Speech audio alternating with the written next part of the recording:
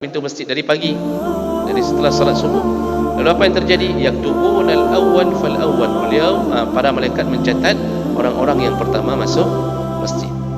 Siapa yang catat terus dicatat, yang datang jam pertama, jam kedua, semuanya dicatat sambil didoakan. Lalu kemudian